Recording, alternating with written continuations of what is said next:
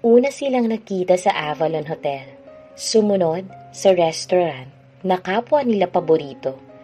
Pangatlong beses nilang pagkikita sa Enterprise City. Sa pagkakataong iyon, sinigurado na niya ang pangalan ng babae. Her name is Jenny Milanio. Pinanghawakan ni Brayden ang sinabi ng babae na muli pa silang magkikita. At nangyari yon sa mismong kaarawan ng babae. Anak pala ito ni Atty. Galido. Lamang nadismaya siya nang malamang meron ng nobyo ang dalaga. Kailangan ba niya mawala ng pag-asa? Ito pa naman ang unang babaeng kumuha ng kanyang atensyon. Susuko na lang ba siya basta? O igigiit ang kanyang karapatang manligaw sa babaeng hindi pa talaga kasal? Chapter 1. Mula sa sementeryo, umuwi ang mag-inang Trinity at Brayden. May panahon pa sila para magpahinga. 4:00 pa naman sila inaasahan ni Atty. Galido sa Avalon Hotel. Alam na rin niyo ng kanyang mama. Sa kanyang pag-iisa sa kanyang silid, hindi siya dalawi ng antok.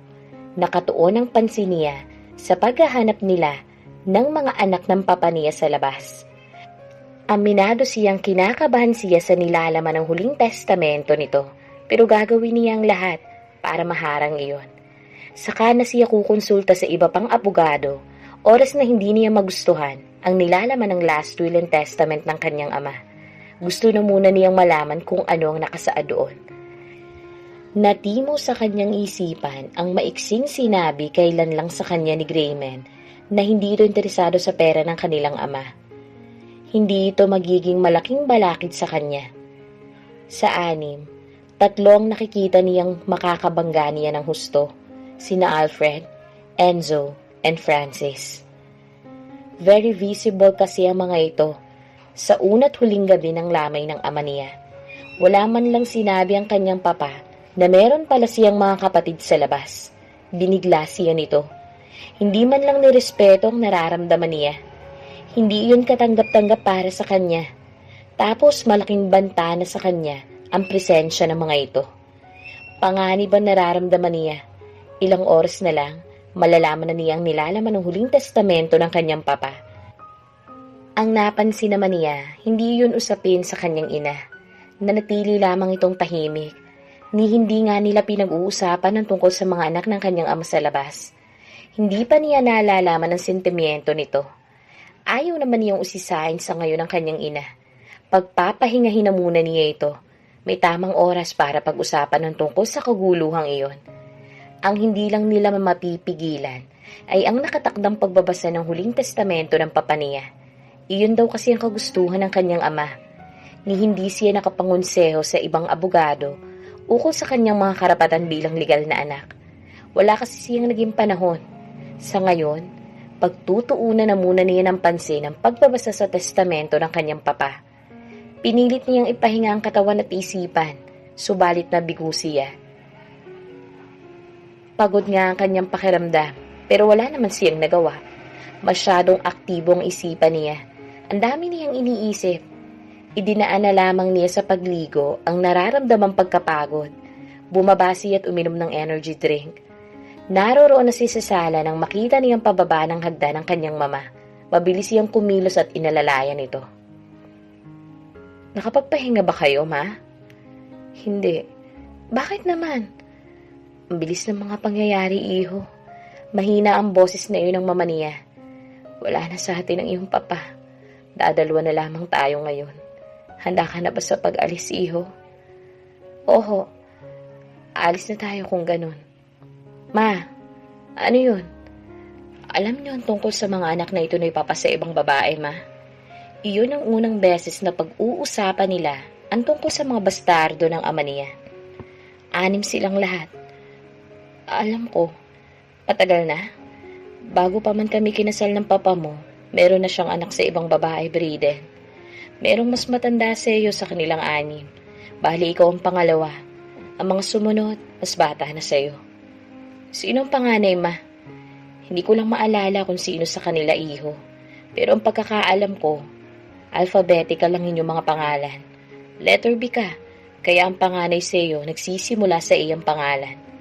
Nahigit niyang paghinga. Kung ganon, si Alfred Sage ang itinutukoy ng ina niya na panganay. Subalit hindi yun nangangahulugan. Nakikilalanin niyang kadugo o kapatid ang sino man sa mga ito. Hindi na pala sorpresa sa iyo tungkol sa mga bastardo niya. Oo, pero hindi ko akalain na ang sinasabi niyang sorpresa sa atin ay ang pagpapakilala niya sa 6 niyang bastardo sa kanyang mga imbitado. Nagulat din naman ako sa ginawa niyang yun, iho. Makakasama natin sila mamaya-maya lang. Ang ibig bang sabihin ito, ma? May mamanahin din sila. Kailangan natin magawa ng paraan ng bagay na to. Wala silang karapatan sa naiwang ari-arian ni Papa. Mga anak lamang sila sa labas. Ako may karapatan sa lahat ng yun. Tayo na, iho. Marahan siyang napailing. Hindi sinagot ng ina niya ang kanyang sinasabi. Napasunod na lamang si Rito. Itinuro niya ang kanyang kotse. Pagod man ang pakiramdam, kayang-kaya pa niyang magmaneho. Tahimik silang bumiyahing mag-ina. Ni hindi sila nagpapalitan ng kuro-kuro hanggang sa makarating sila ng Avalon Hotel. Abala siguro ang kanyang paningin, kaya hindi niya napansin ang mga makakasalubong niya. Nagulat talaga siya nang meron siyang makabunggo. Kapwa sila nagulat nang magkabungguan silang dalawa. Naman, ang laki-laking tao. Hindi naman nakatingin sa daraanan. Nakasimangot na sambot ng babae. Sa susunod, alamin mo naman kung may makakasalubong ka. Hindi nakasagot si Brayden dahil tumalikod na ang babae sa kanya. Basta lamang sumunod dito ang paningin niya. Napailing na lamang siya. Aminado siya sa kanyang kasalanan. Ipinagpatuloy na lamang niya ang pagpasok sa hotel. Good afternoon, ma'am, sir. Sinalubong sila ng 2 department manager. Pagkasakay nila ng elevator, tinanong niya ang dalawa kung naroroon na ba ang lahat ng inaasahan ni Atty. Galido. May 3 pa raw na hindi pa dumadating. Sino-sino? Sina Darius, Enzo at Grayman, sir. Napatingin siya sa kanyang relos. 5 minuto na lang at 4:00 na ng hapon. Nahigit niya ang paghinga. Dalangin niya na huwag nang pumunta pa roon ang 3. Samantalang sina Francis at Alden ay pansamantala namang nanunuluyan doon sa hotel. Sa tingin naman niya, kahit na wala ang 3, itutuloy pa rin ni Atty. Galido ang pagbabasa sa huling testamento ng kanyang namayapang ama. Diretso sila sa presidential suite na pinahanda ni Atty. Galido.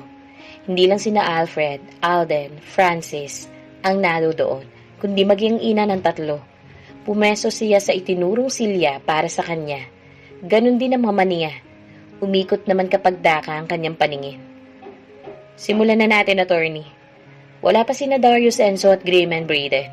Hindi tayo pwedeng magsimula nang wala sila. Hintayin natin ang kanilang pagdating. Kailangan sila rito. Sinusunod ko lamang ang kagustuhan ng iyong ama.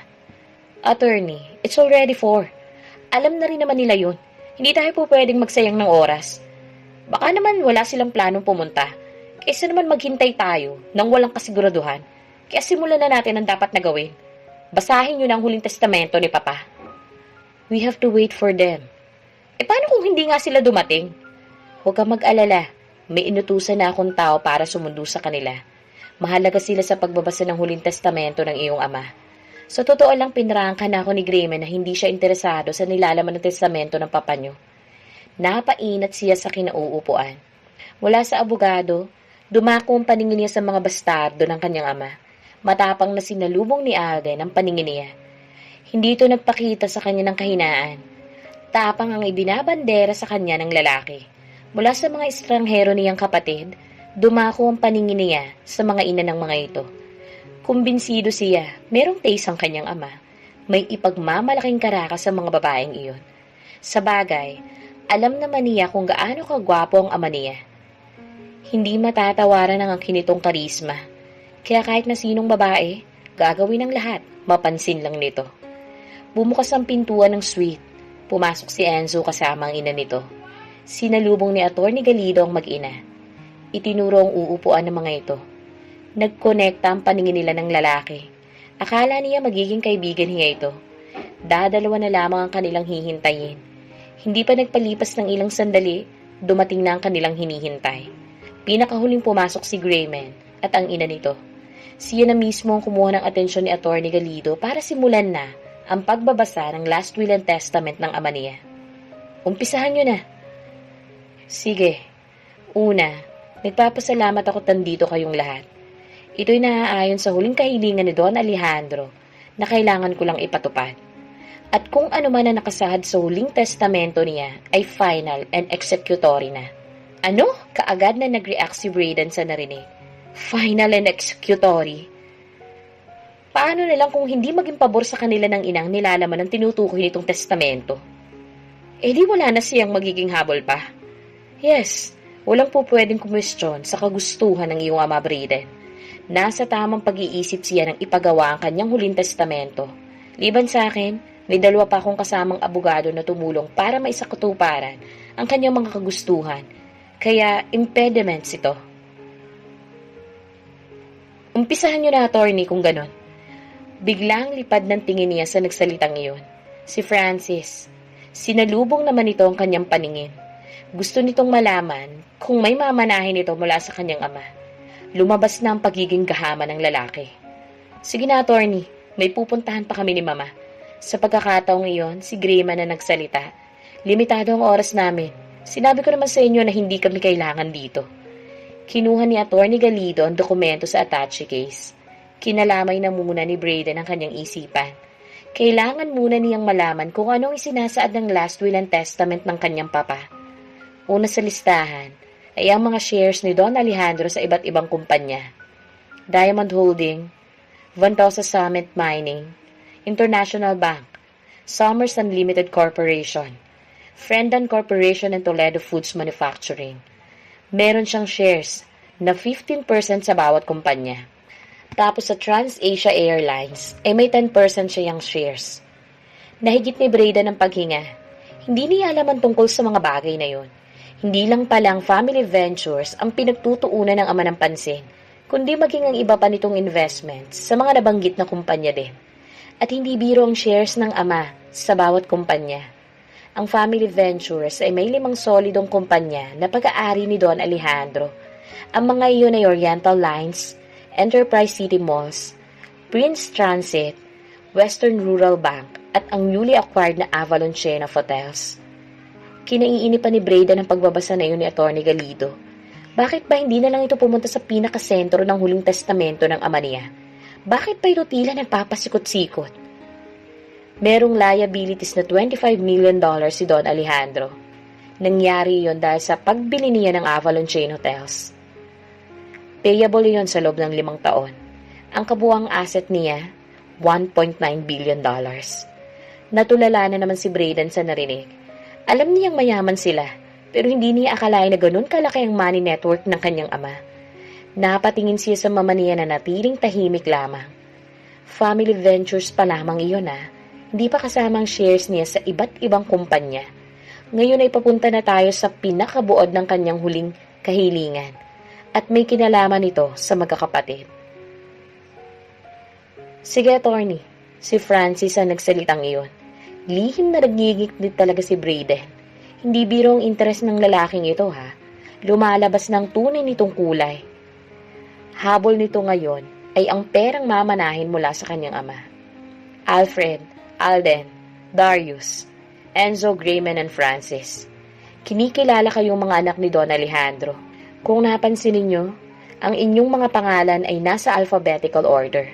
Sa pamamagitan nun, malalaman kung sino ang matanda sa inyo at ang bata. Dumako ang paningin ni Brayden sa mga bastardo ng ama niya. Nasaksihan niya ang reaksyon ng mga ito, subalit hindi yun mahalaga sa kanya. Wala siyang interes o pakailam sa mga ito. Kayong 6 ay magkakaroon ng 10% share sa family ventures at ang 30% ay mapupunta kay Brayden. Ang remaining 10% mapupunta naman sa kanyang legal na asawa, kay Trinity Zarcon. Ano? Napatayo talaga si Brayden sa narinig. Bakit sila kailangan bigyan ni Papa ng 10% shares sa family ventures? Hindi maaari ito, attorney. Wala silang kalapatan sa naiwang ari-arian ni Papa. Illegitimate children sila. Ako ang legal na anak.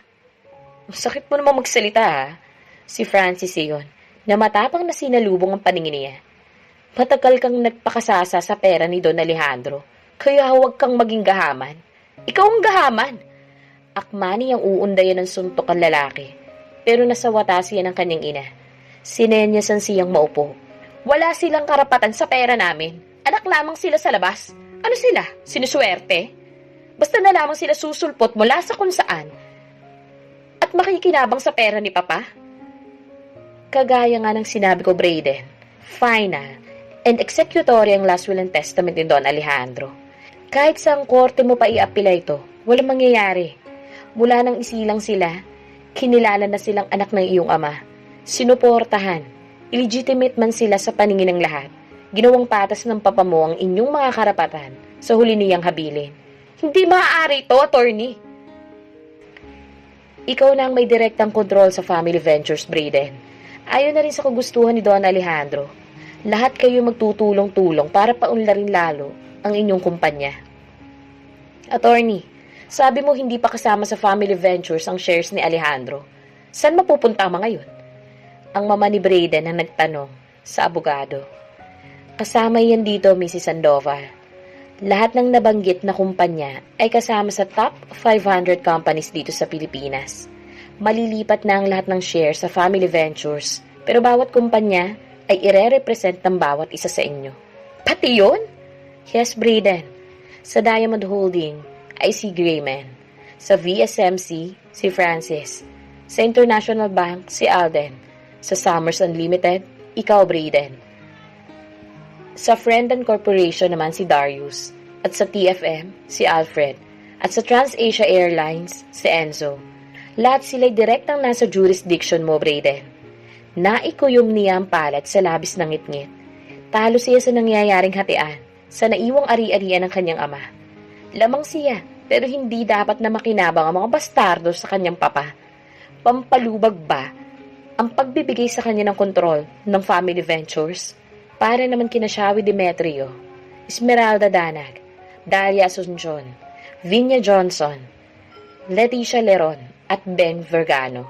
Lahat kayo makakatanggap ng 50 million pesos each. For Trinity Sarcon, may 100 million pesos sa iyong personal account. Isa sa pinakamahigpit na habilin ni Don Alejandro, wala ni isa man sa inyong pwedeng magbenta ng share sa ibang tao. Kailangan manatiling buo ang family ventures. At kahit na sino sa inyo, hindi rin pwedeng bumili ng shares ng bawat isa. Oras na gawin nyo yon, mapo-forfeit ang inyong karapatan sa family ventures. Mapupunta ang mga kumpanya ninyo sa mga institusyon na tinutulungan ng inyong ama.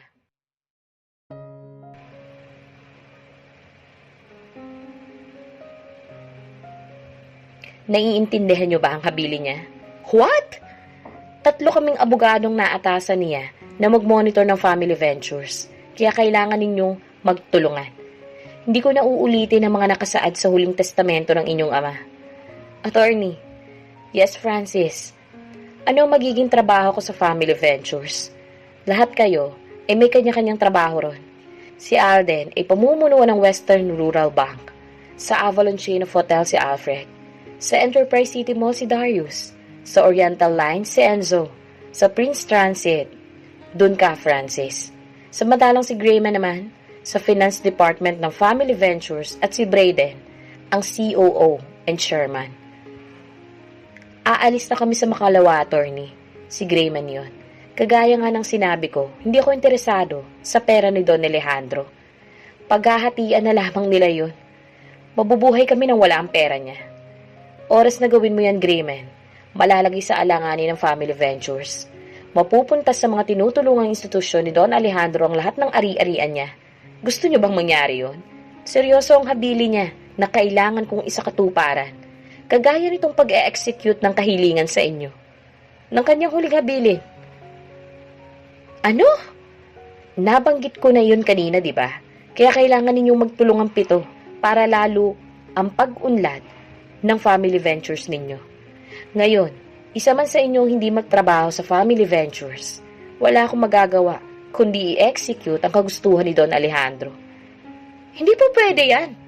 Sinusunod ko lamang ang kagustuhan ng iyong ama, Francis. Maliwanag ang punto niya. Ang magkasundo-sundo kayong 7. Oras na hindi nyo gawin yon, kayong 7'y tuluyang mawawalan. Attorney! Paumanhin. Pero huling habilin nito ni Don Alejandro. Kailangan magkasundo-sundo kayong 7. Tandaan ninyo, magkakapatid kayo. Hindi ninyo mapapasubalian ang katotohanan yun. At sa panig ko naman, naatasan lamang akong ipatupad ang mga kahilingan niya para sa inyo. Mukhang hindi ka nakatulog salubong sa kanya ng kanyang ina. Iho, wala tayong magagawa sa mga huling habilin ng inyong ama. Kailangan nyo ring mapigilan ang pag-alis bukas ni Grayman. Dahil oras na mangyari yon, mawawala sa atin ang family ventures. Hindi biro ang bantang yun. Bakit ako ang susuyo sa kanya, ma? Dahil ikaw, ang chairman, Brayden. Sa darating na Lunes, dun ka na mag-oopisina. Sa dating opisina ng iyong papa. Huwag mo na lang silang intindihin. Ang mahalaga, ikaw ang may control sa family ventures. 40% ang shares natin kumpara sa kanilang tigti 10% lang. Ayoko mo nang Iho, bukas na ang alis ni Grayman. Kailangan makausap mo siya ngayon. Oras na makaalis siya at hindi na bumalik dito, mamimiligro na ang kumpanya natin. Gusto mo ba mangyari yon, ha? Sa ngayon, kailangan mo na magdesisyon. Nahigit niya ang paghinga. Maliwanag ang punto ng kanyang ina. Oras na magpatumpik-tumpik siya, mauuwi sa wala ang iniwan ng papa niya. Kailangan na niyang kumilos. Iho, hindi mo naman sila kailangang kilalaning mga kapatid Isipin mo na lang na stockholder sila ng family ventures. Hindi ka rin obligadong kaibiganin sila. Ituon mo na lamang ang iyong atensyon sa pamamahala sa ating negosyo. Hindi talaga nakakatuwa ang nangyayaring to, ma. Pakiramdam ko, sadya akong pinipilit ni papa. Ako pa itong legal na anak ngayon, ha? Ako pang iniipit niya. At ako pang susuyo sa kanilang mga bastardo. Be civil to them. Ang mahalaga sa ngayon, mapanatiling intact ang hawak natin sa family ventures. Wala na tayong magagawa pa sa naging desisyon ng iyong papa. Kagaya nga ng sabi ni Atty. Galido, final and executory na yun. Marahan siyang tumango. Wala nga naman silang magagawa ng mama niya. Ang kainaman lang. Mas malaki ang namana niya mula sa nasirang ama. Hindi ipinantay sa mga bastardo nito. Bago pumitada ang tanghali, umalis siya. Alam niya ang kanyang destinasyon. Hindi na niya kailangan ng tulong ni Atty. Galido. Kumpirmado niya kung saan pupuntahan si Grayman. Malabo siyang maligaw. Magandang tanghali ho, Aling Marina. Sir Brayden! Nakita niya ang pagkagulat ng ginang. Ako nga ho. Nasaan ho si Grayman? Mahalaga ho kasi ang kailangan ko sa kanya. Hindi niya nakita roon ang lalaki kaya natukoy niyang wala ito roon. Nasa bahay siya. Saan ho ba banda ang bahay ninyo? Ang mabuti pa samahan na kita. Pagmamagandang loob ng ginang. Sa totoo lang, sir, hindi ko akalain na magkapatid pala kayo ni Grayman sa ama. Ni hindi ko naman kasi naitanong sa iyo kung sino ang ama mo. Marahan siyang tumango. Nagulat nga rin ho ako Nilisan na nila ang restaurant. Mula roon, nilakad na lamang nila tungo sa bahay ng mga ito. Maliit lamang ang bahay na iyon. Pero gawa naman sa semento. Tuloy, naroroon sa sala ang ina ni Grayman. Nasurpresa nga ito nang makita siya. Sa pagkakataong iyon, kailangan niyang magpakumbaba para hindi matuloy ang mag-ina sa pag-alis bukas pabalik ng New York. Si Grayman ho, umalis sila ni Ronel Brayden. Sa pagkakaalam ko, mamayang gabi pa, babalik ang mga yon. Mamamasyal daw kasi sila. Bukas na kasi ang aming alis May kailangan ka ba sa kanya? Meron ho sana Hindi naman hulingid sa inyo mga sinabi kahapon ni Atty. Galido. Oras na isa man sa tagapagmana ni Papa ang tumanggi sa kanyang ipinamana. Mawawala sa amin ang family ventures. Ayoko mangyari yun. Nandito ho ako para kumbinsin si Grayman na huwag nang umalis at tulungan na lang kami sa pamamahala ng kumpanyang naiwan ni Papa. Napatango-tango naman ang gina. Sa totoo lang, iho, kinausap ko na siya ukol sa bagay na yon. Napagtanto niyang magiging makasarili siya oras na tanggihan niya ang inatang na obligasyon sa kanya ng kanyang ama. Huwag kang mag-alala, babalik kami matapos ang 1 buwan. Talaga ho? Oo, ayaw rin niyang mauwi sa walang family ventures. Alam kong hindi ninyo matatanggap ang isa't isa bilang magkakapatid. Sana lang naman maging civil lang kayo para sa mga kumpanyang naiwan ni Don Alejandro. Ikinatuwa niyang narinig. Hindi na niya kailangan pang manikluhod kay Grayman para magtrabaho sa family ventures. Iniligtas siya nito sa kahihiyan. Nagustuhan talaga niya iyon. Subalit alam niyang kagaya rin ito ng iba pang mga bastardo ng kanyang ama na sisilaw sa kinang ng perang iniwan ng kanilang ama. Dapat lang silang maging civil. Para sa kanya, wala siyang mga kapatid. Sa pagkakaalam ko rin pupuntahan nila Ronald si Atty. Galido para sabihin ang kanyang plano. Kaya wala ka nang dapat ipag-alala pa, Braden. Hindi mawawala sa inyong family ventures. Wala siyang makitang dahilan para magpasalamat dito sa kanyang narinig. Nagdesisyon na siyang magpaalam na. Mag-isa siyang bumalik ng restaurant. Naroroon na rin lamang siya. Minabuti na niyang kumain na roon. Noon sumagi sa isipan niya si Enzo. Nalungkot siya at kailangan pa nilang maging magkapatid. Nasa magkabilang bakod na sila ngayon. Hindi niya ito matanggap na kapatid. Naging katunggali niya ito sa mga naiwang ari-arian ng ama. Napatingin siya sa bungad ng restaurant nang may pumasok roon. Babae na familiar sa kanya. Bestida ang suot nito at may kahabaan ng buhok na basta na lang nakalugay. Nakita niya ito. Lamang, hindi niya maalala. Nagsalubong ang kanilang paningin. Wari nagulat ito nang makita siya roon. Kamukat-mukat niya. Nakita niya itong palapit sa kanya. Kilala ba siya nito? Noon niya naalalang nabangga niya ito kahapon sa hotel. Mr. Sandoval, anito pagkalapit sa kanya. Hindi ko inaasahang makikita kita rito. Kumakain ka pala sa ganitong lugar? Amusement ang bumalatay sa mukha ng kaharap. Langhap na langhap niya ang pabango ng babae. They got the tastiest bok choy here eh. I like your taste. Nagsasabi ka lamang ng totoo. At least, marunong ka palang manlasa. Enjoy. Iyon na tumalikod ng babae. Pumesto ito sa isang mesa, 3 tables away from him. Mukha ngang kilala nga siya ng babae ngayon. Hindi na siya estranghero rito. Nilapitan ito ng serbidora. Ang pagpasok na yun ng babae ay tila naging hudyat sa pagpasok ng mga gustong kumain. Kasunod na ng mga ito sina Aling Marina at ang mama ni Grayman. Nagulat pa nga ang dalawang ginang na makita siyang naroroon pa.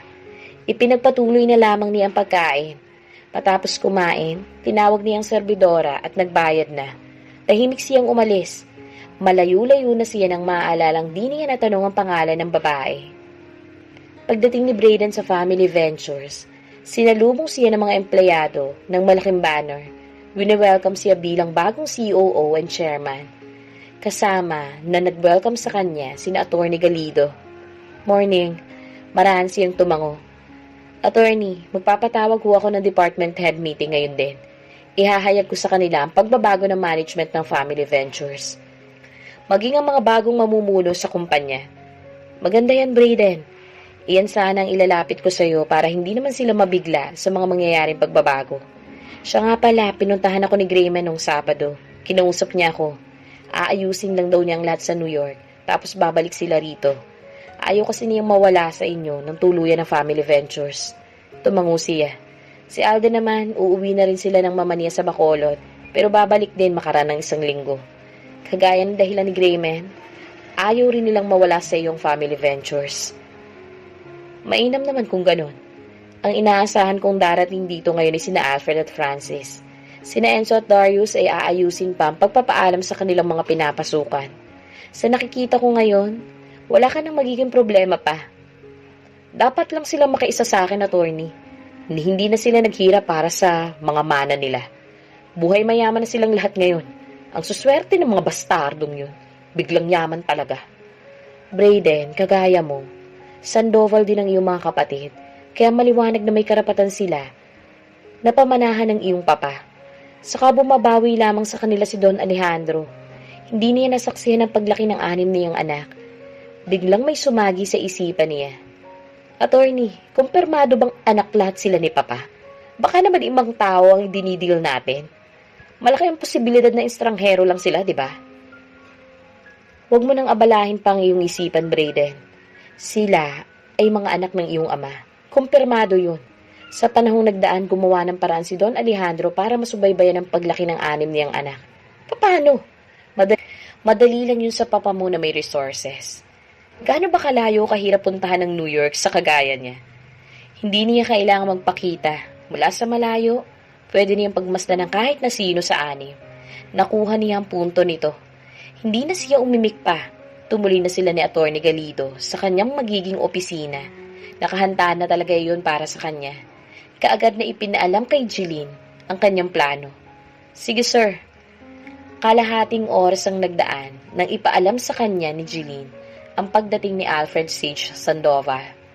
Ang babae ay ang executive secretary ng kanyang ama, na syempre magiging executive secretary na rin niya. Wala siyang planong palitan ito. Patuloyin mo na siya. Hiniintay nila ni Atty. Galido ang pagpasok ng lalaki. Ang abogadong sumalubong at pinaupo ang mga ito. Nung kang kilalanin niya ang mga ito na kapatid. Sa ngayon, ang interes lang niya ay ang family ventures. At ang pahalagahan nito, hindi niya hayaang mawala sa kanila ang ipinundar ng ama. Nagpatawag ng meeting si Brayden. Sumama ka para makilala ka ng department head. Pagkatapos nun, ihahatid ka namin sa magiging opisina mo rito sa Family Ventures. Attorney, ayoko mag-opisina rito eh. Gusto ko sa Avalon Hotel. Nag-e-enjoy ako sa trabaho ko ron. Doon ko na lang siguro dadali ng mga trabaho ko para sa Avalon Chain of Hotels. Mabilis ang pag-react ni Brayden. Hindi po pwede yung gusto mo. 6 ang Avalon Hotel. Nasa jurisdiction na iyan simula ng araw na ito. Panay biyahe ang gawin mo sa iyong unang linggo bilang General Manager ng Avalon Chain of Hotels. Sa ngayon, mananatili ka munang GM ng Avalon Hotel dito sa Iloilo hanggat hindi pa nakakapili ng iyong kapalit.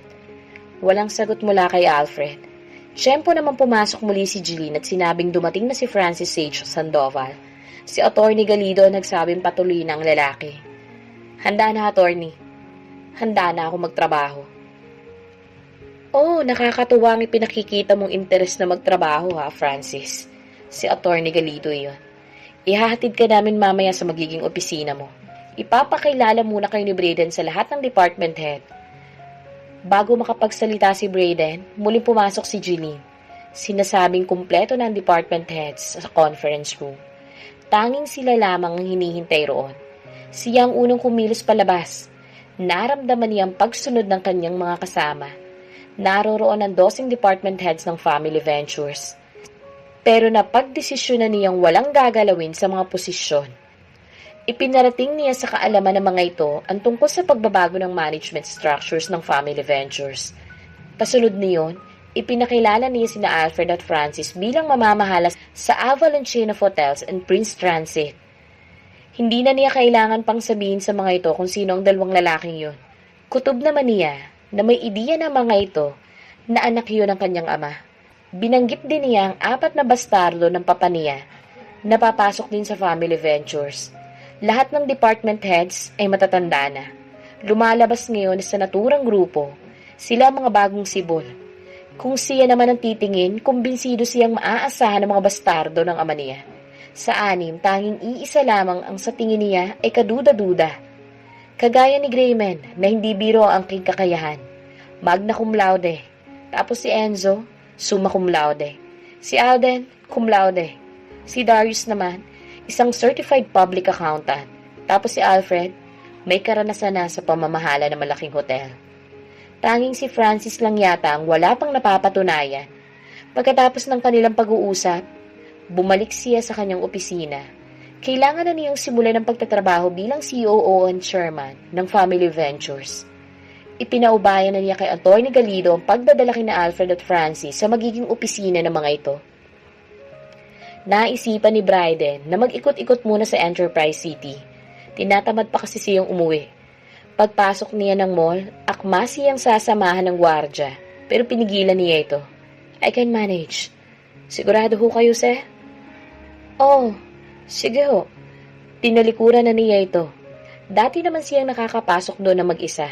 Sa bagay, ang ama niyang COO noon ang chairman ng Family Ventures.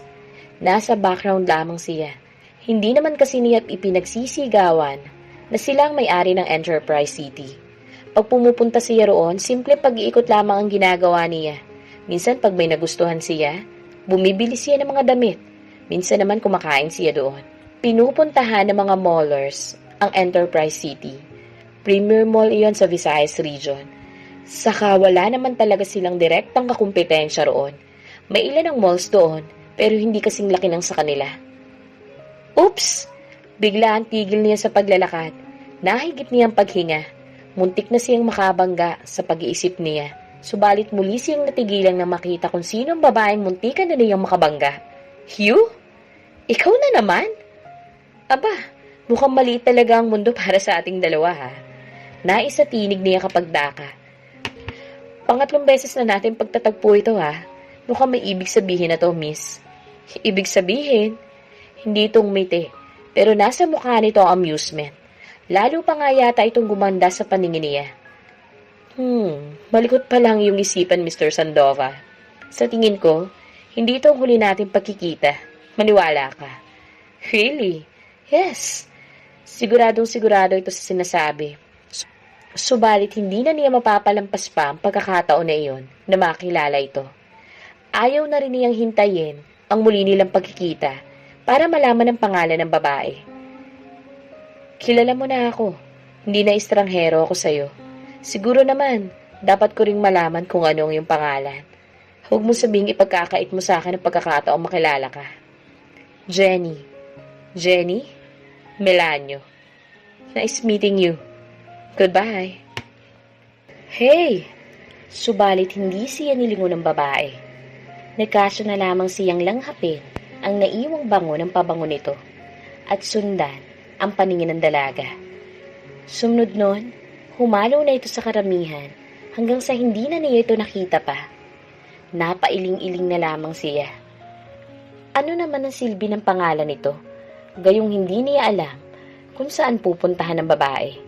Tanging pangalan lamang nito ang alam niya. Misteryosa sa kanya si Jenny Melanio. Subalit panghahawakan niya ang sinabi nitong hindi yun ang huli nilang pagkikita. Tumutok ang paningin ni Brayden sa pintuan. Unti-unting bumukas iyon. Pumasok ang lalaking kanyang hinihintay, si Darius Sage Sandoval. Iyon ang itinawag sa kanya ni Atty. Galido. Ang pagdating nito, "Have a seat." Kumilos ito.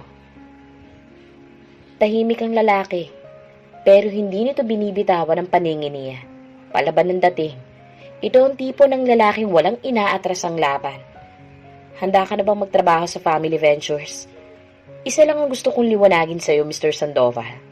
Wala akong pakialam sa'yo sa iba pa man. Iniwan ko ang aking trabaho para lang hindi mawala itong Family Ventures sa'yo. Sa inyo ng mama mo. Kailangan pa akong konsensyahin ng aking mama para lang pumayag na matrabaho dito. Wala rin akong pakialam sa'yo, Mr. Sandoval. Pero huwag mong asahan na pasasalamatan kita. At sino naman makakatanggi sa malaking pera, Aber? Huwag mo nang gamitin palusot pa ang banta ni Papa. If I have my choice, ayokong makatrabaho ka, Mr. Sandoval. The feeling is mutual.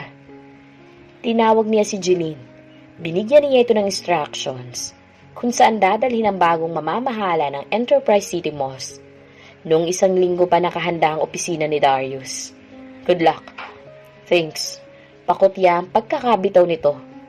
Hindi na lamang niya pinatulan pa. Sinamahan na ito ni Jeline. 3 bastardo na lamang ang kanyang ama ang wala pa roon sa Family Ventures. Nasa New York pa. Wala pa siyang natatanggap na balita mula kina Enzo at Alden. Sa bagay kay Atty. Galido naman nakikipag-ugnayan ng mga ito. At pabor naman iyon sa kanya. Ayaw naman niya makapag-usap sa mga ito. Napatingin siya sa kanyang direct line nang tumunog iyon. Hindi siya nagsayang pa ng panahon. Sinagot niya ang kabilang linya. Kaagad niyang nabusesan si Atty. Galido. Kutob niya, aalamin nito kung dumating na roon si Darius. Nakapag-usap na kami, attorney. I see. Siya nga pala, katatapos lang namin mag-usap ni Alden. Babiyahin na sila bukas ng mama niya. Nagpapahanap nga lang sila ng bahay na matitirahan. Kaya isinuhestyon ko muna na sa Avalon Hotel na lang sila tumaloy. Hanggang sa makakita ko ng bahay na pwede nilang matigilan. Kayo na huwang bahala, attorney. Sina Enzo at Grayman na lang ang ating hihintayin. Siya nga pala, birthday ng daughter ko sa Makalawa. Huwag kang mawawala ha. Alam ni Jeline kung saan ang bahay namin. Imbitado ko rin siya. Pasabayin mo lang siya sa inyo ng mama mo. Brayden, huwag mo kong bibiguin ha. Ilang taon na ho ba ang daughter nyo? Kasing edad mo. Really? Oo, iho. Dapat ba siyang magulat kung may anak itong babae na kasing edad lang niya? May edad na rin man kasi itong si Atty. Galido. Hindi sila close ng lalaki, pero nakuha nito ang kanyang respeto. Tunay itong mapapagkatiwalaan. Darating ho ako. See you then. Hindi niya alam kung bakit hindi pa rin nagpaparamdam sa family ventures itong si Enzo, o masyado lang talaga ito nagpapa-importante. Saka na niya yun iintindihin, oras na maunahan pa ito ni Grayman sa pagtungtong doon. Ayaw sumama ng kanyang mama kahit anong pilit niya rito. Kaya nagpasya siya na sila na lamang ni Jeline ang tutungo kina Atty. Galido. Hindi naman siya nahirapang sundin ang direksyon nitong ibinibigay. Nakarating sila sa kanilang destinasyon. Sa hindi mansyon, hindi rin bungalow na bahay ni na Atty. Galido. Pero hindi naman yun ganun maliit. Malawak ang bakuran kung saan ang sentro ng kasiyahan. Nakita niyang ginagawang pagsalubong sa kanya ng abogado. Natuwa talaga ito na makita siya roon para makiisa sa kasiyahan ng anak nito. I'm glad you could come, Brayden. Nakakahiya naman ho kung hindi ako pupunta. You've been good to me. Saka libre naman ho ako ngayon eh. Siya nga ho pala, wala si mama dahil medyo masama ho ang pakiramdam niya. Ipinapaabot na lang ho niya ang kanyang pagbati sa inyong anak. Ikaw na lang ang magsabi niyan sa celebrant. Nakangiting tura ni Atty. Galido. Ipapakilala ko sa iyo ang aking anak. Sumunod naman sila rito ni Jeline. Tinungo nila ang umpukan ng mga grupo. Iha! Pa! Natigilan si Brayden nang makita ang babaeng tinawag ni Atty. Galido. Narinig din niya kung anong itinawag nito sa abogado. Hindi siya makapaniwala. Ito ang anak ni Atty. Galido. Kaya pala nasabi nitong muli silang magkikita. Brayden, ang nag-iisa kong anak. Si Jenny. Ho? Bakit? Nagtaka naman si Atty. Galido sa naging reaksyon niya. Nagulat ka ha? Hindi ka ba makapaniwala na may maganda akong anak? Nakangiti nitong sambot. Kilala mo na siya, di ba, Iha? Oho pa. Happy birthday. Thanks. Napatingin siya kay Jeline. Ibinigay ng kasama niya ang ipinabili niyang regalo. Na-amuse naman ng celebrant. At least ngayon, alam na niya kung saan matatagpuan ang babae. Pero may sumaging bigla sa kanyang isipan. Bakit Milanyo ang ibinigay mong apelyido sa akin? Brayden, malaw ko kasi yan eh. Ang Milanyo ay ang apelyido ng aking asawa. Hindi ko alam kung bakit ang pagpapakilala niya sa iyo gano'n. Pero pag sa legal naman, Galido siya. Trip lang. Interesting. You could say that again. Nakangiting sambot ni Jenny. Thank you for the gift. Pa, kayo na po munang bahala kay Mr. Sandoval. Aasikasuhin ko muna po yung iba pang mga bisita. Mamaya na siguro kami magkakwentuhan. Hindi ka naman nagmamadali, di ba? I'm not. See you later. Take your time. Simple lamang ang get-up ni Jenny. Ang napansin niya, mahilig ito magsuot ng bestida. Aminado naman siya na bagay ang ganong klase ng damit sa babae. Babaeng babae itong tingnan. Gumuhit tuloy ang ngiti sa kanyang labi. Sinamahan sila ni Atty. Galido sa isang bakanting mesa. Subalit bago pa man siya umupo, may familiar na mukha na siyang nakita. Nagsulubong man din ang kanilang paningin. Si Alden Sage Sandoval. Hindi nito kasama ang ina, lalong hindi niya kilala ang mga kasama nito sa mesa. Hindi niya akalaing merong mga kaibigan doon sa Iloilo ang lalaki. At hindi niya ikinatutuwa ang palaban nitong pagtitig sa kanya. Wala itong ipinagkaiba kay Darius na parang handang makipagbasagan sa kanya ng mukha kahit na kanino. Lumaban din siya rito ng titigan. Simula nang pumasok sa family ventures sina Alfred at Francis sa loob ng isang linggo, iisang beses lang silang nagkita ng tatlo. Sa elevator pa yun. Una niyang nakasabay ang huli, tapos sumunod naman ang unang anak ng ama niya. Nandito rin pala si Sir Alfred. Napatingin siya kay Jeline. Itinuro nito ang lalaki. Familiar sa kanya ang kasama nito sa mesa. Empleyado nila. Nagsama ito para hindi magmukhang estranghero sa naturang kasiyahan. Maging si Sir Francis. Muling sumunod ang paningin niya sa tinitignan ng kasama. Hindi rin ito nag-iisa, subalit hindi niya kilala ang mga kasama nito. Sa nakikita niya kasundo ng lalaki ang mga kahuntahan. He's here too. Sino? Si Sir Darius. 2 tables apart from them ang kinaroroonan ng lalaki. Hindi rin niya kilala ang mga kausap nito. Inimbita rin ni Atty. Galido ang mga ito. Ang lalakas talaga ng loob ng mga bastardo ng kanyang ama na makihalubilo sa iba. Nagtataka siya kung hindi ba nahihiya mga ito bilang anak sa labas. Nakita niya sa Atty. Galido pabalik sa mesa nila. May kasama itong matandang babae na natukoy ang asawa nito. Tumayo siya at nagbigay galang sa ginang. Halos kasing edad din ito ng kanyang mama. Chairman, bridal na lang ho. Hayaan mo na ako. Chairman, napakabata mo pa lang talaga para pamahalaan ng conglomerate ng family business nyo, ha? Sa tingin ko naman, kayang-kaya mo pamahalaan yun, Chairman. Kitang-kita ko sa mukha mong pagiging matatag. At kita ko na may kakayahan ka. Hindi yun matatago. Salamat ho, ma'am. May dumating na waiter at naglapag na ng pagkain sa mesa. Nagdesisyon naman ng mag-asawang samahan sila roon. Bago pa man kumain, nabanggit na sa kanya ni Atty. Galido na inimbita nito ang mga bastardo ng ama niya. Wala ho yan sa akin. Okay lang bang samahan ninyo? Civil lang ho kami sa isa't isa, attorney. Hindi ko sila matanggap na mga kapatid. Hindi ko alam kung mangyayari pa yun. Ang alam ko talaga nag-iisang anak lamang ako. Masakit sa akin ang malaman na may mga kapatid pala ako sa labas. It takes time, iho. Ang asawa ni Atty. Galido ang nagsatinig nun. Hindi naman kasi pwedeng biglain yun. Pasasaan ba't magkakasundo rin kayo magkakapatid? Mukha naman silang mababait. Mukha lang. Nasa kalagitnaan na siya ng pagkain nang lumapit sa kanila si Jenny. Naging hudyat naman yun para lumipat ng ibang mesa ang mga magulang nito. Samantalang nanatiling tahimik si Jeline sa pagkain. Kumusta? Okay lang. Sabi ko naman sa iyo magkikita pa tayong muli, di ba? Nakangiti nitong sambot. Mabuti naman pinagbigyan mong imbitasyon ni Papa. Nakita mo na ba ang iyong mga kapatid? Alam mo? Oo naman. Pero teka, bago ka mag-isip ng kung ano-ano, alam ba bang isa ako sa 3 abogadong kinumosyon ng iyong ama para sa kanyang huling testamento? Kaya walang nasirang confidentiality, ha? Abogado ka? Oo. Hindi halata. Marami nang nagsabi niyan sa akin. Pero wag na natin pag-usapan ng tungkol sa profesyon ko. Huwag mo na akong kulitin dahil final and executory na ang nasa last will and testament ni Don Alejandro. Tanggap ko na yun. Maging ang mga kapatid mo? Napailing-iling siya. Hindi ganun kadali ang lahat, Jenny. Mahirap ang kalagayan ko. Kahit naman sino ang nasa aking panig, hindi malalayo sa nararamdaman ko ang sentimiento na mararamdaman nila. Sa bagay, subalit mas mainam talaga kung magkakasundo kayong 7. Iyon talagang intensyon ng iyong ama.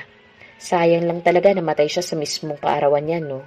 Kung buhay siya, magagawa niya kayo mapagkasundo-sundo. Mukhang iyon nga ang mangyayari. Nasa plano ng kanyang ama ang pagkakasunduin silang 7. Subalit ayaw niya magpasalamat sa nangyari sa papa niya. Mas gugustuhin sana niya na buhay ito. Kahit na buhay ito, hindi pa rin niya kikilalanin ng mga anak nito sa labas bilang mga kapatid. Pasara na ang elevator nang matuon ang pansin ni Braden sa papasok ng gusali. Hindi din niya solo ang lift. Hindi niya yun hinayaang sumara. Pinundot niya ang button pabukas. Hindi siya nagkamali. Si Jenny nga yun. Sabay ka na. Morning! Nakangiting pumasok ang babae. Kumusta, Chairman? Mukhang gumagwapo tayo ngayon, ah. Sumara ang elevator. Inspirado ka, no? Para bang silang dalawa lang sakay? Napangiti siya. Ikaw nga lalo kang gumaganda. Lihim niyang ikinasiya ang mga tinura ng babae. What are you doing here? Huwag mo sabihin plano mo akong bisitahin. 2 kaibigan ko nagtatrabaho rito. Hindi ko ba sila naipakilala sa'yo nung kaarawan ko? Naku, mukhang hindi nga. Pasensya na ha. May lakad kasi kami. Kaya minabuti ko ng daanan na sila bago pumunta sa hearing ko. I see. Tumango ito. Daan ka sa office ko bago ka umalis ha. Bakit? Nagmamadali ka ba? 10:30 pa naman ang hearing ko. Hihintayin kita. Sige. Sa pagtigil ng elevator, bumaba na siya. Bago tuluyang sumara ang elevator, nilingon niya ang babae. Tinunguan siya nito. Diretso siya sa kanyang opisina, kung saan kaagad na sumunod sa kanya si Jeline. Dalang mga dokumento na nangangailangan ng kanyang atensyon. Kalahating oras ang nagdaan nang ipaalam sa kanya ng kanyang executive secretary ang pagdating ni Attorney Jenny Galido. Hinintay niya ang pagpasok ng babae. Kaagad nitong pinansin ang kanyang opisina. Tumail. Dapat lang, di ba? Sabihin mo na. Ang alin? Hindi ba't pinapadaan mo ko rito bago ako umalis? Ibig sabihin nun, meron kang sasabihin sa akin. Bilisan mo na, chairman. Limitado pa lang ang oras ko. Hindi ko po pwedeng magtagal. Dinner tayo mamaya? Hindi ko pwede eh. Bakit? Dumating kahapon ng boyfriend ko. May lakad kami mamaya. Next time na lang siguro. 3 araw lang naman siya rito eh. Siguro naman makakapaghintay ka pa. Kung hindi, wala akong magagawa. May boyfriend ka na? Hindi ko ba nabanggit sa'yo? Hindi. Iyon talagang hindi niya ikinatuwa. Alam mo, may ugali kang makakalimutin. Mabuti na lang at hindi mo nakalimutan ang mga importanteng detalye ng mga hinahawakan mong kaso. Dami mo namang sinasabi. Next time na nga lang. Kinuha nito ang ballpen at memo pad sa mesa niya. Here, contact number ko sa opisina at sa bahay. Feel free to call me if you have time. Thanks. Sige na, I'll go ahead. Ingat ka. Okay. Napainat sa pagkakaupo si Brayden. Kamukat-mukat niya, may nobyo na pala itong si Jenny. Isang revelasyon niyon sa kanya. Isang patunay lamang na marami siyang hindi alam ukol sa babae. Kakatuwa lang, hindi niya nagustuhan ang nalamang yun. Nakakadismaya pero wala siyang magagawa. Simula kasi nang malaman niya ang pangalan nito, hindi na nawala sa isipan niya si Jenny. 3 araw nga ang kanyang pinalipas nang mga hasiyang tawagan si Jenny sa opisina nito. Boses pa lang ng babae, nakilala na niya kaagad. Ito mismong sumagot ng tawag niya. Siyempre pa, natuwa siya. Hi! Chairman! Nakilala mo ang boses ko? Oo naman! Kakatuwa no? Kakaiba kasi ang dating ng tinig mo eh. Suwabe na malalim. Hindi buo, pero masarap ang dating sa tenga. Bakit ka napatawag? Yayayain mo ako mag-dinner. Sana. Mamaya. Oo. Bukas na lang. Ha? Pupunta kasi ako ng Gimeras eh.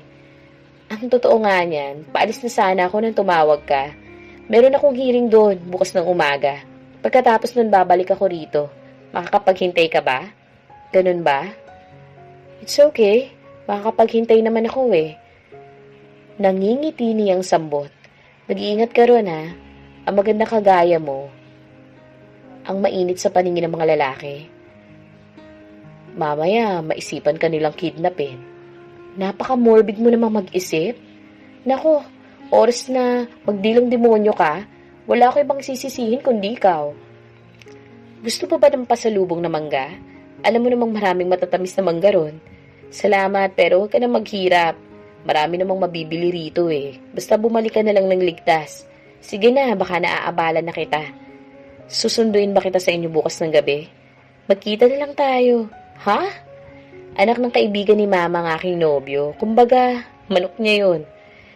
Hindi dun ikakatuwa na malamang sumasama akong lumabas sa ibang lalaki. Medyo selosa kasi si Mama. Maliwanag ba? Saan tayo makikita? Sa Marinas Batchoy. Hindi ba't paborito mong kainin ng batchoy ron? Kita tayo ron, 6:30. Kakain muna tayo ng batchoy bago mag-dinner sa pupuntahan nating restaurant. Sige, bye! Ingat ka. Sure! Ano ngayon kung tiyahin ni Grayman si Aling Marina? Isa pa, nasa New York naman na mag-ina.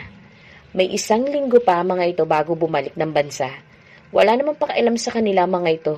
Kung magkita man sila ron ni Jenny. Bago nilisan ng opisina, nagbigay ng direktiba si Brayden kay Jeline para ipaalala sa mga department heads at sa company managers para sa unang monthly meeting na mangyayari sa ilalim ng panunungkulan niya sa Family Ventures bilang COO and Chairman. Kaakibat noon ang pagre-report ng mga ito. Kasama sa mga magre-report ay sina Alfred para sa Avalon Chain of Hotels, si Francis sa Prince Transit at si Alden para sa Western Rural Bank at si Darius sa Enterprise City Malls. Gusto na niyang malaman kung ginagawa ba ng mga ito ang trabaho. Pagdating sa bahay, Tumuloy siya sa kanyang kwarto at nag-shower. Dakong 6:00 nang bumaba siya. Napasukan niya sa komedor ang ina at tumutulong sa pagluluto. Maayos siya nagpaalam dito. Halika rito, magdi-dinner tayo. Hindi na ma. Hinalikan niya ito sa pisngi. Pasensya na ho ha, importante lang ho kasi itong lakad ko. Babawi na lamang ho ako bukas. Kumain ho kayo ng marami ha. Huwag niyo rin hong hintayin ang aking pagdating ma. Iingat ka iho. Bye ma. Mabilis ang kanyang biyahe. Hindi bali nang mauna siya sa tipa na nila ni Jenny. Huwag lang siya nitong maunahan. Nakakadyahe kung mahuhuli siya sa napagkasunduan nilang oras.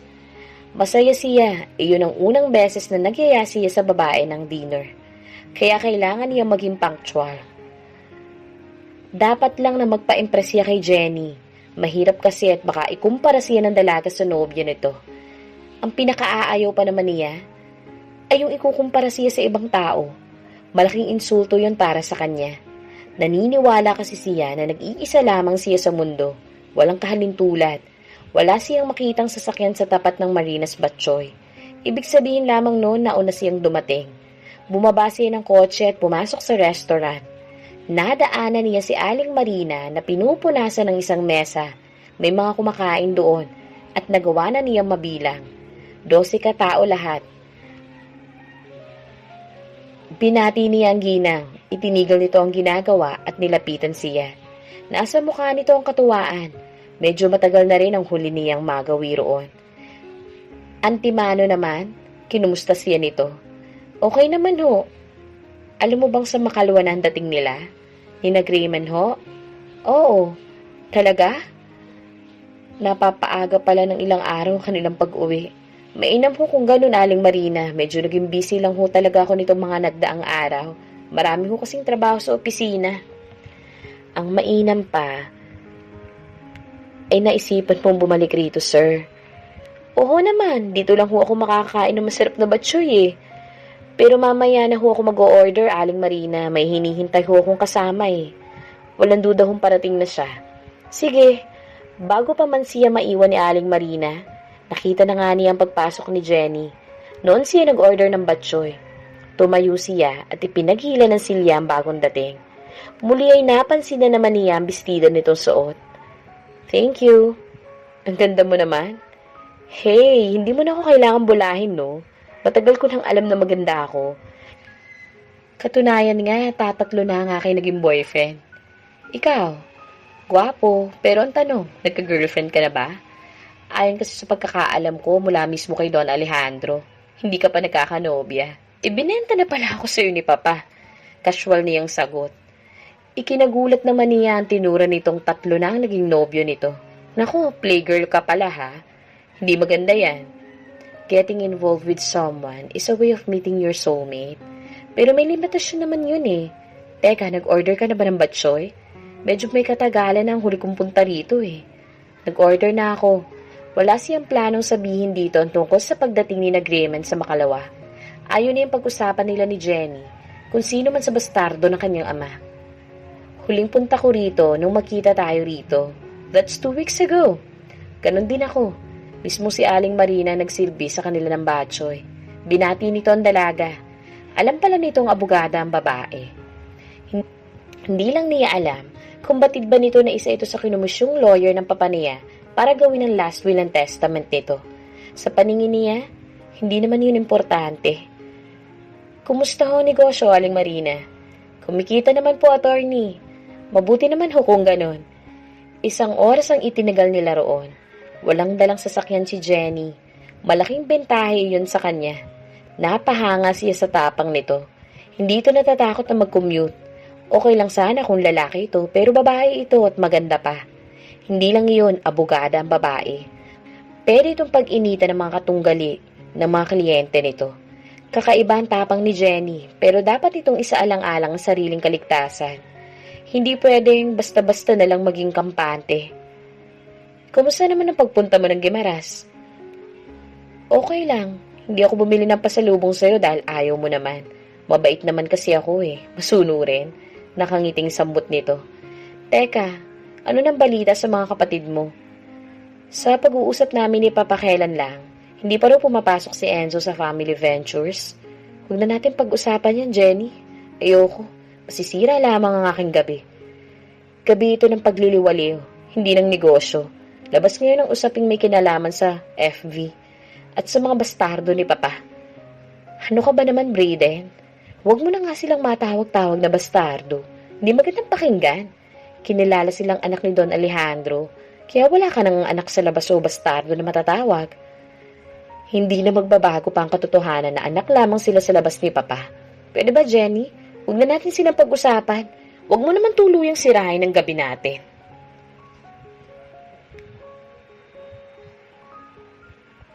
Masaya pa naman ako ngayon na magkasama tayong dalawa. Sige na nga, but let me remind you ha, mga nganibang FV, oras na hindi pumasok dun si Enzo. Ikaw na lang kasi yung kumilos. Alam mo naman siguro kung saan siya pupuntahan, di ba? Oo na, sinabi niya yun para magtigil ng babae. Sana hindi malaman ng nobyo mo na may kasama ka ngayong ibang lalaki. Dalangin niyang makarating iyon sa kaalaman ng nobyo nito. Hindi niya malalaman. Saan na? Si Atty. Galido ang bisita ni Brayden. Ibinalita nito sa kanya ang pagdating ni Raymond kahapon. Tinawagan na raw ito ng lalaki. At bukas ay tutungo na roon ang isa pang bastardo ng kanyang ama para magtrabaho. Ano nang balita kay Enzo? Hindi ko alam. Abay, alamin mo, Brayden. Bakit hindi mo siya puntahan sa pinapasukan niya? Tanging siya na lamang ang hindi nagpaparamdam. Uulitin ko, mga nganib na mawala sa inyong FV. Oras na hindi siya magtrabaho rito. Bakit ho ba akong inuobligan nyo? Nariyan naman ang iba pang mga bastardo ni Papa. Sila naman ho ang pasabakin ninyo. Hindi na talaga nakakatuwa ang pag-iinarte ng Enzo na yan eh. Brayden, tandaan mo, 40% ng FB ay pag-aari ninyo ng inyong mama. Samantalang 10% lamang sila. Kaya normal lang na ikaw ang kumilos. Hindi sila. Protektahan mo ngayon ang iyong personal na interes. Sa ilalim ng mesa, naiyukom niyang palad sa nararamdamang ngit-ngit. Maliwanag naman ang punto ni Atty. Galido. Sila ng mama niyang may malaking shares sa FV. Isa pa nga pala, may nakuha na akong bahay na lilipatan ni na Alden. Fully furnished na yun. Sa pagkakaalam ko, lilipat na sila bukas. Matutuon na ng tuluyan ang pansin niya sa pamamahala ng Western Rural Bank. Mabuti naman. Kailan mo pupuntahan si Enzo? Pag maluwag-luwag na ho ang schedule ko, attorney, marami akong trabaho sa ngayon. Naghahanda ako sa pagpipreside ng unang monthly meeting sa aking pamamahala sa FV. Kailangan kumpleto na kayong 7 sa monthly meeting, Brayden. Huwag ka na magsayang ng panahon. Kailangan mo ng kumilos. Kausapin mo si Enzo. Puntahan mo siya sa opisina niya sa airport. Okay. Maiba pala tayo. May nakakita sa inyo kailan lang na magkasama kayo ni Jenny. Kinumpirma ng nakakita na ikaw ang kasama niya. Was it a friendly date or what? May nobyo na kasi siya na nagtatrabaho sa Manila. Friendly date? Doon naman nagsisimula ang lahat eh. Alam ko namang may boyfriend si Jenny, pero hindi yun nangangahulugan na hindi na siya pwedeng tumanggap ng iba pang manliligaw. Tumangutang si Atty. Galido. Sinabi mo eh, nasa tamang edad naman si Jenny. Alam niya ang kanyang ginagawa. Sige, hindi na ako magtatagal pa. Ikaw nang bahala kay Grayman bukas. Ingat ho kayo. Pag alis ni Atty. Galido, sumagi sa isipan niya si Enzo. Ano bang problema nito? At di pa ito nagpapakita roon sa FV. Ayaw niya itong makasama roon, pero wala siyang magagawa. Kailangan niyang igalang ang huling kahilingan ng kanyang ama, kahit na dihado siya. Isang oras ang nagdaan nang magdesisyon siyang puntahan si Enzo sa airport. Hindi siya rito maninikluhod. Ipapaalala lamang niya rito ang sinabi sa last will and testament ng kanyang ama. Si Enzo sa H. Sandoval ho? Yes? 2 linggo nang wala rito si Sir Enzo. He's already resigned. Wala ko kung maibibigay sa inyong impormasyon ukol sa kanya, sir. Tsaka hindi rin ho kami pwedeng magbigay ng anumang impormasyon sa mga naging empleyado ng airlines. Ganun ba? Oho, sir. Pinasamahan ni Brayden kay Jillian si Grayman sa magiging opisina nito. Pagtalikod ng dalawa, Tinawagan niya si Atty. Galido. Sigurado siyang alam nito kung saan nakatira si Enzo. Address ni na Enzo? Oho. Sa airport mo na lang siya puntahan para hindi ka na mahirapan pang hanapin ng sa kanila, Brayden. Medyo may kalayuan pa naman ng sa kanila. Sa Pasig sila nakatira. Mahaba-habang biyahe ang bubunuin mo. 2 linggo na raw hong resign doon, attorney. Kaya nga napatawag na ako sa inyo eh. Pupuntahan ko na siya sa kanila. May hawak na akong ballpen. Pwede ko na bang makuha ang kanyang address? Sige. Paalis na sana siya na makatanggap siya ng hindi inaasahang tawag mula kay Jenny. Sinabi niya ritong pupunta siya ng Pasig para kausapin si Enzo. Kamukat-mukat niya, gusto siya nitong samahan. Are you sure? Libre na ako buong araw. Saan kita dadaanan? Dito na lang sa opisina ko. Malapit lang naman ito sa FV. May ballpen ka ba riyan at papel? Kunin mo ang address para hindi ka mahirapang hanapin. 10 minutos pa ang nagdaan. Lula na siya ng elevator. Nag-iwan na lang siya ng note sa mesa ni Jeline. Nabukas na ang kanyang balik at lahat ng dokumento ay ipasok na lamang sa kanyang opisina. Hindi siya nahirapang makita ang opisina ni Jenny Galido. Ibig sabihin, doon din nag-uupisina ang ama nito. Pero hindi siya nangahas na kumpirmahin yun. Hinihintay na nito ang kanyang pagdating. Hindi ka ba nahirapang hanapin? Hindi naman. Tayo na kung ganun. Sige, 15 minutos na silang bumabiyahe na magsalita ito. Paano raw kung wala palang planong magtrabaho si Enzo sa FV? Hindi lang iyon. Malikot din ang isipan ng dalaga. Paano kung wala pala sa tinitirhan ng mag-ina? Huwag ka namang ganyan.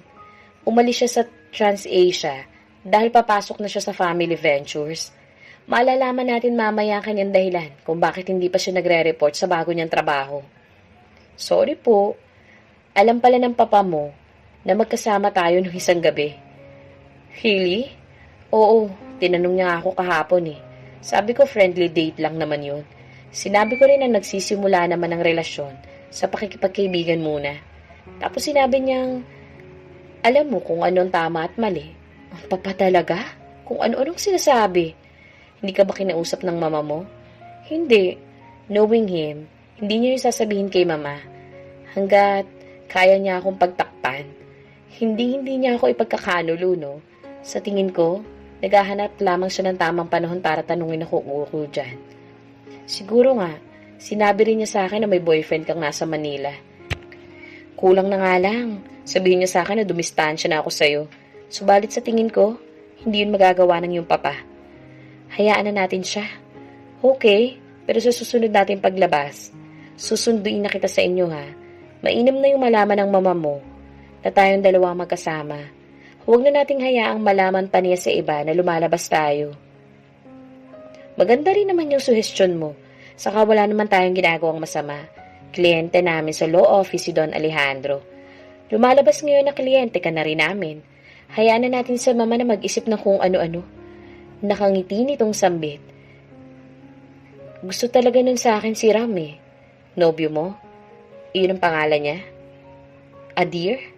Huwag kang ang adelantado, Brayden. Nagkataon lang na hindi pantukoy sa hayop ang pangalan mo. Ikaw talaga? Hoy, gwapo si Ram, no? Isa siyang engineer. Kahit na papano, nakakaangat din sila sa buhay. Oo na. Diretso lamang ang kanyang paningin. Gwapo rin naman ako ah. Siguro nga mas gwapo pa ako sa kanya. Tapos ang kulay ko, kakaiba. Malalim ang pagkamoreno ko. Bagay sa akin. Ayokong pagkumparahin kayong dalawa. Pareho naman kasi kayong gwapo. Bawat isa merong distinct qualities. Mistiso si Ram, samantalang moreno ka. Hindi kayo manggi ha. Medyo light kasi ang pagkakayumanggi. Gwapo talaga ako sa kanya. Nagyayabang ka na. Totoo lang ang sinasabi ko. Bahala ka, paniwalaan mo nga yan. Hindi mahalaga sa akin kung ano ang itsura. Ang opinyon ko ang mahalaga. Ako makakaalam kung sino sa inyong dalawa ang gwapo. Sa ngayon, secret na muna yon. Kahit napilitin mo ako, wala kang makukuha impormasyon sa akin. My lips are sealed. Ang daya. Hindi naman. Nalibang sila sa kanilang kwentuhan. Narating nila ang pasi sa pagtatanong-tanong. Nakarating sila sa bahay ni na Enzo. Tamang-tama lamang ang bahay ng mag-ina. Sementado naman yun. May gate kung saan natatanaw nila sa loob ang isang kotse. Indikasyon na meron pa ring nakatira doon. There! Mismo si Jenny ang nagpindot ng doorbell. Ilang sandali pa, nakita nila ang ina ng binata. Nakita ni Brayden ang pagkagulat sa mukha ng Ginan nang magtama ang kanilang paningin. Nakilala siya nito nang tuluyang makalapit ng gate. Magandang umaga ho. Brayden, ako nga ho. Binuksan nito ang gate. Along pihit ang pagguhit ng ngiti sa mga labi ng Ginang. Hindi niya maalala ang pangalan nito. Hindi naman kasi yun importante sa kanya. Si Enzo ho, pasok kayo. Nangangahulugan lamang iyon na naroroon ng lalaki. Sumunod sila rito, matapos isara ang gate. Pumasok sila ng bahay. Malinis ang paligid. Inanyayahan silang maupo sa sofa. Siya nga ho pala at si Atty. Jenny Galido. Anak ho siya ni Atty. Galido at isa ho siya sa 3 abogado ni Papa. Kinumisyon para sa huling testamento. Ipinakilala na niyang kasama. May kailangan ho kasi kami kay Enzo, Mrs. Johnson. Sandali lang at tatawagin ko siya. Sige ho. Iniwan sila roon ng Ginang. Binalingan naman niya ang dalaga. Ano nga palang pangalan ni Mrs. Johnson? Buti ka pa alam mo. Simple niyang usisa. Malaking bagay rin na nado doon. Ang kanilang sadya. Vinya. I see. You can call her Tita Vinya. Ganon. Bilang paggalang, magkatapatid kayo ng anak niya. Ikaw talaga, wala namang nag-uubliga sa'yo eh. No, pero kailangan mo siyang galangin bilang nakakatanda sa'yo. Saka bilang pagrespeto na rin. Bilang ina ni Enzo. Mrs. Johnson na lang. Alam mo, kainis ka talaga. Hindi na siya nakipagtalo pa rito. Nakita niya ang pagbukas ng kwarto na pinasok ni Mrs. Johnson. Una itong lumabas kasunod ang lalaking kanilang sadya. Halatang bagong gising lamang ito. Brayden, kumusta? Okay lang. Marahan siyang tumango. Ipinakilala niya ang babaeng kasama. Tila hindi naman usapin dito kung anak ito ni Atty. Galido at isa sa 3 abogadong gumawa ng huling testamento ng kanyang ama. 2 linggo ka na palang walang trabaho. Oh, Mr. Sandoval, biglang sumabat si Jenny. Nandito kami para kumbinsihin kang pumasok na sa FV. Tanging ikaw na lamang ang wala pa ron. Hindi mo naman siguro na naising mawala ng tuluyan ang mga naipundar na kumpanya ni Don Alejandro, di ba? Nagkasakit kasi siya. Nagsalita na rin ang ina ng binata. Kailan lang siya gumaling? Plano na nga niyang pumunta ng FB bukas. Dangan kasi naiwala niya ang contact number ng iyong ama, attorney. Ganun ba? Ikinasiya naman ni Brayden ang narinig. Enzo, matagal ka nang hinihintay ng iyong magiging opisina. Saka sa susunod na linggo, may stockholders meeting na ang TransAsia. Alam mo namang ikaw ang nakatoka roon para i-represent ang FV. Bukas? Aasahan ko yan ha. Wala na siyang makitang dahilan para magtagal pa sila roon. Mrs. Johnson, hindi na ho kami magtatagal. Tumayo siya. Binalik ang pansin sa bastardo ng anak ng kanyang ama. Aasahan kita ng 9. Okay. Dito na kayo kumain. Salamat na lang ho. Mabilis ang kanyang pagtanggi. Huwag na ho kayo mag-abala. Hinawakan niya sa kamay ang babae. At tinungo na ang pintuan. Lumabas na sila. Diretso sila ng gate. Ni hindi na siya nangahas pang lumingon. Gusto na niyang lisanin ang lugar na iyon. Teritoryo yun ng kaaway. Hindi panatag ang kanyang pakiramdam. May positibong tugon naman silang nakuha. Papasok na bukas ng FV. Itong si Enzo. Magkamukha kayo. Ang dami mong napapansin. At mas gwapo pala siya sa'yo. Ano? Oh, sobra ka naman kung makareact. Huwag kang ganyan. Siguro dahil mas bata siya sa'yo. Hindi ba't pangalawa siya sa bunso? Dapat ang itatawag niya sa'yo, Kuya Brayden. Hindi ko pinapangarap yun, no? Ang suplado mo naman. Ang likot-likot kasi niyang isipan mo eh. Liban sa pagpasok niya bukas sa FV, mas masaya ako dahil magkasama tayo ngayon. At nahawakan niya ang kamay nito kanina. Kumalabog talaga ang dibdib niya kanina sa biglaang naging aktwasyon Na maging siya mismo, ikinagitla niya. Asus! Ngumiti lamang siya. Hindi talaga niya matanggap na gwapo sa kanya si Enzo. Handa siya makipagtalo kay Jenny ukol sa bagay na yun. Mabuti na lang, hindi na pinalaki pa ng babae ang usapin. Binagala niya ang kanilang takbo. Hindi nila kailangang magmadali at makipagkarirahan sa ibang motorista. Enjoyin niya ang pagkakataong iyon na magkasama silang dalawa ni Jenny. Sa wakas, nabawasan na rin ang alalahanin sa kanyang dibdib. Kumpleto na ang mga bastardo ng kanyang ama sa FV. Natupad ng kahilingan ng papa niya na magkasama-sama silang 7. Hindi niya itinago ang tunay niyang saloobin sa 6. Wala siyang planong kilalaning kapatid ang mga ito. Nagkakaintindihan naman sila. Nagsasama-sama silang 7 para lamang sa FV, para hindi mawala ng tuluyan sa kanila ang mga pinaghirapang ipundar ng mga negosyo ng kanilang ama. Hindi rin kinalimutang ipaalam kay Atty. Galido ang tungkol sa pagpasok ni Enzo sa Family Ventures. Natuwa talaga ito sa nalaman.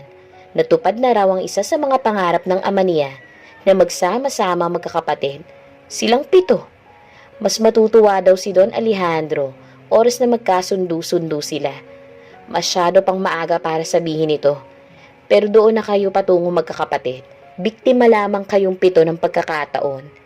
Hindi na lamang niya kinontra pa ang paniniwalang yun ni Atty. Galido. Hindi sila biktima ng pagkakataon. Sinadya talaga yun ng ama niya. Bakit kailangan pa nito magkaroon ng mga anak sa ibang babae? Sana, binuntis na lang nito ng ilang ulit ang kanyang ina. Kaaya-aya pa yun sa kanya. Pauwi na siya nang maalala niya si Jenny. Bigla ang pihit niya pabalik. Pupuntahan niya ang babae sa bahay nito. Ano ngayon kung makita siya ng ina nito? Hindi yun problema sa kanya. Hindi lingid sa kanyang kaalaman na may nobyo na ang babae. Pero hindi naman niyon nangangahulugan na hindi na ito pwedeng mag-entertain ng bisitang lalaki. Pagdating niya sa bahay ng mga Galido, wala nang daga sa kanyang dibdib. Wala naman kasi siyang nakikitang dahilan para kabahan. Si Jenny? Tanong niya sa kasambahay ng mga Galido. Dumating na ba siya? Sunod niyang tanong. May pananabik sa kanyang dibdib na makita ang babae. To think na magkasama naman sila ng matagal kahapon. Kararating lang niya ho, sir. Sumunod siya rito. Pagpasok sa loob ng sala, si Mrs. Galido kaagad ang bumungad sa kanya. Natuwa ang ginang sa presensya niya. Pinaupo siya nito, kasunod ang pangungumusta sa kanya. Dito ka na mag-dinner, Chairman. Sige ho. Nato ng pansin ng ginang kay Jenny na sinundo ng kasambahay. Iha, harapin mo muna si Chairman ha, habang naliligo pa ang iyong papa. Dito siya sa atin magdi-dinner. Tutulong muna ako sa pagluluto para maparami ang kain ni Chairman. Sige ma. Sandali lang, Chairman ha. Okay lang ho. Anong balita? Pumunta na ba si Enzo? Nagsimula na siya kanina. Mabuti naman kung ganun. Sa totoo lang kasi, hindi biro ang mga request ni Don Alejandro. Kagaya na lamang na oras na may isa sa kanilang hindi pumasok sa FV, mawawala iyon sa inyo. Wala naman kami magagawa. Mga abogado niya lang naman kami. Wala kaming ibang gagawin kundi sundin lang yun. Wala nang problema sa ngayon. As in wala na talaga. Sa ngayon, wala na akong makita. Sa ngayon, wala naman akong makita. Iyan ay kung maikonsider ang problema ang hindi namin pagtanggap sa isa't isa bilang magkakapatid. Ayoko talaga silang kilalanin bilang legitimate son. Ako ang labis na apektado. Tanggapin mo na lang kasi ang katotohanan na hindi lang ikaw ang anak ni Don Alejandro. Iyon lang naman May kasabihan nga tayo. The truth will set us free. Tuluyan ang mapapanatag ang iyong isipan kapag ganun. The truth is, anak sila sa labas. Naman! Kumusta? Okay lang. Labas tayo bukas? Dapat nga ngayon Kaya lang nahihiya ako sa mama mo. Magpapadinner na siya dito Nakakahiya naman kung tatanggihan ko. Kung gusto mo ipagpapaalam kita sa kanya. Gagawin mo yon? Oo. Huwag na. Basta sundin mo na lang ako rito bukas. Okay. Sa 6 mong kapatid, sino sa tingin mo ang most likely mong makakasundo? Imposibleng wala ha. Tingin ko naman sa kanilang lahat, mababait naman sila. Wala kaya akong itulak kabigin. Alam mo ba, pag pinagtabi-tabi kayong 7, matutukoy talaga magkakapatid kayo. Bakit naman? Dahil sa inyong kulay. Para bang trademark ninyong Sandoval yun? Magingin yung mga ilong ang tatangos. Hindi lang yun ha. Magkakahawig talaga kayong 7. Hindi mo lang alam. Naroon din ako nung kaarawan ng iyong ama. Ganun ba? Oo. Una tayo nagkita sa hotel. Oo. Dapat kasama ako sa pagbabasa ng last will and testament ni Don Alejandro. Pero nagdesisyon si Papa na gagawin na lang niya mag-isa yun. Kaya nagdesisyon na lang akong umuwi. How come na hindi kita nakita sa lamay? Abala lang siguro ang isipan mo noon, kaya hindi mo ako nakita. 2 gabi kaming nagpapabalik-balik ni na mama at papa doon ha. Hindi rin siguro kami napansin ng mama mo. Kasi nagdadalamhati siya. Ganun ba? Sa totoo lang, Brayden, nauunawaan naman kita eh. Alam kong hindi madali sa'yo ang malamang may mga kapatid ka pala sa labas. Subalit hindi naman natin mababago pa ang katotohanan yun. Salamat. Magkasama na kayo ngayon sa FV. Isang panimula yun para sa inyong 7. Mainam yung maging sibilisado kayo sa isa't isa. Susunod doon, respeto. Hanggang sa matanggap ninyong magkakapatid pala kayo. Kibit-balikat ang itinugo niya sa kausap. Nakita niya ang ama nito, na sorpresa na makita siya. Matapos siyang kumustahin, muli silang iniwan doon. Tumuloy ito sa komedor. Batid ni Breda na wala siyang magiging problema kay Atty. Galido. Dalangin din niya na ganon din ang asawa ng abogado. Napansin ni Breda na tila pagkaaligaga ni Jenny. Natatapos lamang nila mag-dinner. Subalit naroon pa rin sila sa restaurant. Nagpapatunaw muna sila ng kanilang mga kinain habang nagkukwentuhan. Is there something wrong? Ate Jenny! Napatingin si Brayden sa bumating iyon sa kanyang kasama, isang babae. Normal na hindi niya ito kilala, pero napansin niya ang pagngiti sa kanya ng bagong dating. Marahan siyang tumango bilang pag-recognize dito. Hindi ba't ikaw si Brayden Sage Sandoval? Yes. Hi! Ako nga pala si Iya Villano. Nakababatang kapatid ni Ram. Nobyo ni Ate Jenny. Pagpapakilala ng babae. Bakit kayo magkasama? Magkaibigan ba kayo? Nasa mukha nito ang pagdududa. Oo. Natukoy na ni Brayden kung bakit aligaga ang kanyang kasama. Naroon pa lang nakakabatang kapatid ng nobyo nito. Nababahala itong makarating sa kaalaman ng nobyo ang paglabas nilang iyon. Para naman sa kanya, bentahe yun. Maliwanag ang interes niya ngayon na nawala na si Ram sa buhay ni Jenny. Magkaibigan lang ba talaga kayo? Look, sinamantala ni Brayden ang pangungusisa na iyon ni Villano. Isipin mo na ang gusto mong isipin. Ang pagkakaalam ko, dalaga si Jenny hanggat hindi pa kasal na kapatid mo. Tapos binata rin naman ako. Ano? Iya, two-timer ka? Makakarating ito kay Kuya Ram. Sinusigurado ko sa'yo. Magagalit siya at hihiwalayan ka niya. Manluloko. Tumaas talaga ang boses ni Iya. Hindi alintana kung marami mang tao ang naroroon sa restaurant. Iya, akma nito nga habuli ng babae. Pero pinigilan niya ito sa pamamagitan ng paghawak sa kamay. Nagsalubong ang paningin nila. Nasa mukha nito ang pag-alala. Marahan lang niya itong tinanguan. Hayaan mo na siya. Napakamot sa noon nito si Jenny. It's very unlikely for a woman to have such mannerism. Gayunpaman, hinayaan na lamang niya ito. Para naman sa kanya, pagkakataon na yun para maghiwalay na ng landas si Ram at Jenny. It's okay. Siya na mismo ang nagyaya sa kasama na umalis na. Tinakasan na nila ang eksenang nilikha ni Iya. Hawak niya ang palad ng babae ng lisanin nilang restaurant. Ang pagkakahukbong ng mga palad nila ay isang patunay na may namumuuna nga silang relasyon. Are you okay? Yes. Sakay na sila noon ng sasakyan. Mabagal lamang ang kanilang takbo.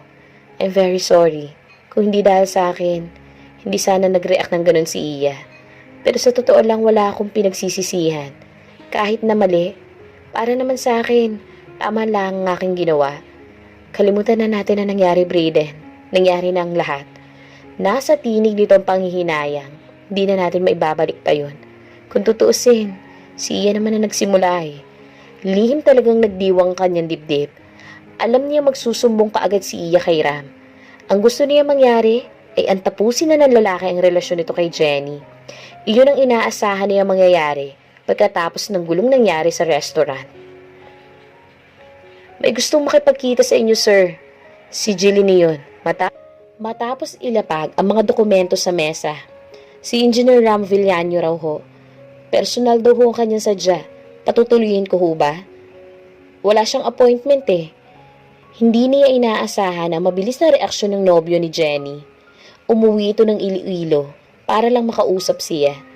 Curious na rin siyang makaharap ito. Gusto niyang malaman kung ano ang interesting dito. Send him in. Ilang sandali lang siya naghintay. Tumutok ang paningin niya sa pintuan. Pagbukas noon, natuon kaagad ang pansin niya sa lalaki. Dumako ang kanyang paningin sa mukha nito. Ram Villano.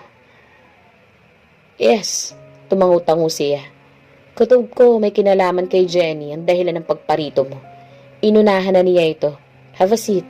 Iminwest Transilia. Pero wala yatang plano na maupo ang binata. Mahal mo ba siya? Ayaw na niya magpaligoy-ligoy pa. Dinerecho na siya.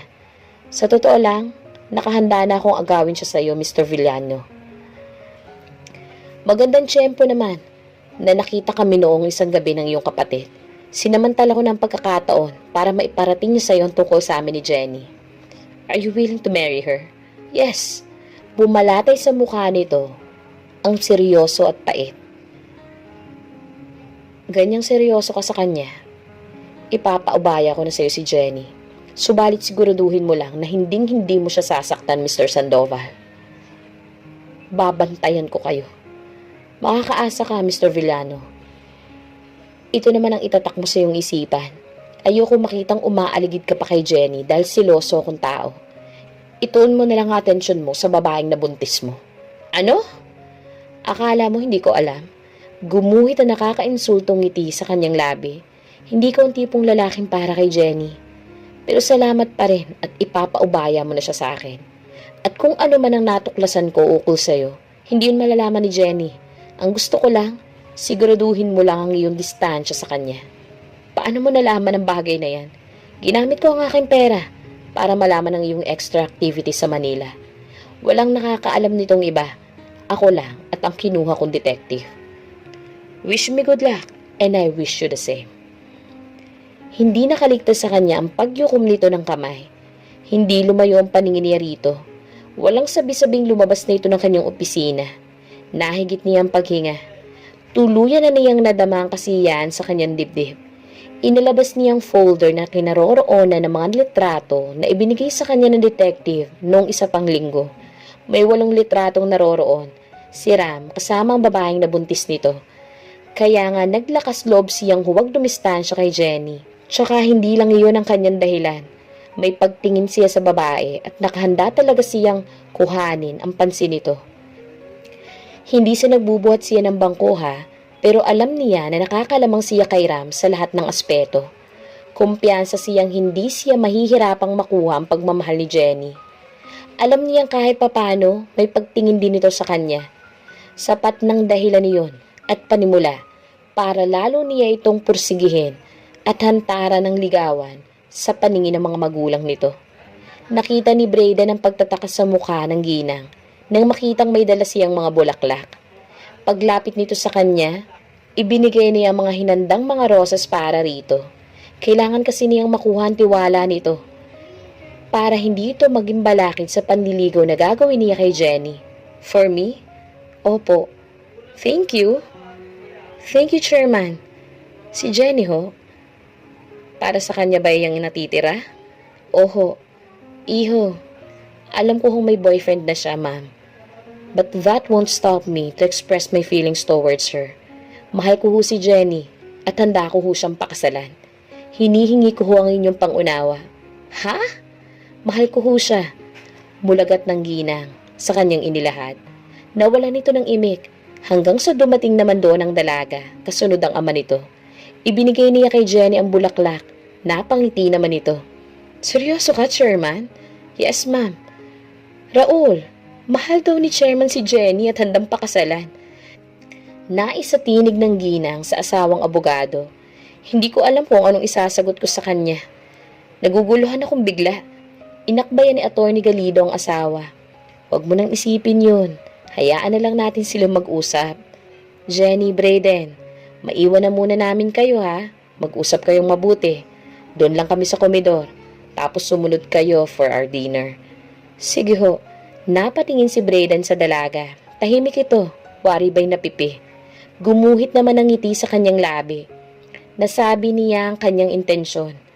Hindi na niya mapapalagpas pa ang pagkakataon pa. Mahal kita.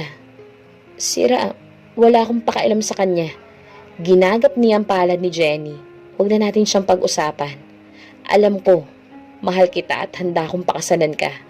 Naniniwala rin ako na may pagtingin ka rin sa akin.